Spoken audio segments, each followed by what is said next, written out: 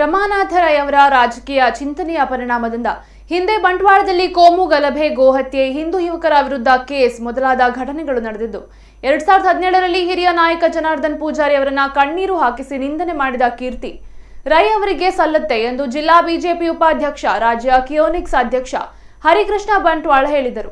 ಅವರು ಬಂಟ್ವಾಳ ಬಿಜೆಪಿ ಕಚೇರಿಯಲ್ಲಿ ಸುದ್ದಿಗೋಷ್ಠಿಯನ್ನ ಉದ್ದೇಶಿಸಿ ಮಾತನಾಡಿದರು.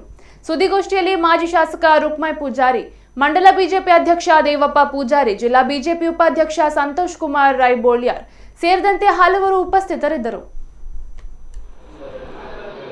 ರಮಾನಾಥ ರೈ ಅವರು ಇವತ್ತಿನಿಂದಾದರೂ ಈ ಅಪಪ್ರಚಾರವನ್ನು ನಿಲ್ಲಿಸುವುದು ಒಳ್ಳೆಯದು. ನೀವು ಬುರುಡೆ ಬಿಡುವುದನ್ನು ನಿಲ್ಲಿಸುವುದು ಒಳ್ಳೆಯದು. ನಮ್ಮ ಜೊತೆ ಫೈಟ್ ಮಾಡುವ ಇಷ್ಟ ಇದ್ರೆ ನ್ಯಾಯವಾದ ವಿಚಾರದಲ್ಲಿ ಫೈಟ್ ಮಾಡಿ. ಇಟಲಿಯಿಂದ ಬಸ್ ತಂದುಕೊಡ್ತಾರ, ಇಲ್ಲಿಯ ಮಹಿಳೆಯರಿಗೆ ತಿರುಗಲಿಕ್ಕೆ ಇಟಲಿಯಿಂದ ಬಸ್ ಏನಾದ್ರು ಮಾಡಿಕೊಡ್ತಾರ? ಸಾಧ್ಯ ಇದೆಯಾ? 200 ಯೂನಿಟ್, ಒಂದು 75 ಯೂನಿಟ್ ಒಂದು ಮನೆಗೆ ಸಾಕಾಗ್ತದೆ, ಬಡವರ ಮನೆಗೆ 200 ಯೂನಿಟ್ ಅಗತ್ಯ ಇದೆಯಾ? ಹಾಗಾದ್ರೆ ಅದರಲ್ಲಿ ಹಣ ಮಾಡುವಂತ ಅಂದ್ರೆ ಭ್ರಷ್ಟಾಚಾರವೇ ಕಾಂಗ್ರೆಸ್ಸಿನ ನಿಜವಾದಂತ ಮೂಲ. ಭ್ರಷ್ಟಾಚಾರ ಇಲ್ಲದೆ ಕಾಂಗ್ರೆಸ್ ಆಗೋದಿಲ್ಲ. ಈಗ ಮೊನ್ನೆ ರಾಹುಲ್ ಗಾಂಧಿ ಬಂದು ಉಡುಪಿಯಲ್ಲಿ ಹೇಳಿದ್ರು, ಅದಾನಿಗೂ ಮೋದಿಗೂ ಏನು ಸಂಬಂಧ? ಅವರ ಅದಾನಿಯ ಇನ್ಕಮ್ ವರ್ಷದಿಂದ ವರ್ಷಕ್ಕೆ ಹೇಗೆ ಇನ್ಕಮ್ ಜಾಸ್ತಿ ಆಗುತ್ತೆ?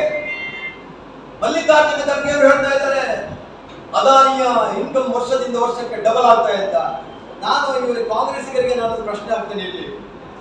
ಹಾಗಾದ್ರೆ ನಿಮ್ಮ ಕರ್ನಾಟಕ ಪ್ರದೇಶ ಕಾಂಗ್ರೆಸ್ಸಿನ ಅಧ್ಯಕ್ಷ ಡಿ ಕೆ ಶಿವಕುಮಾರ್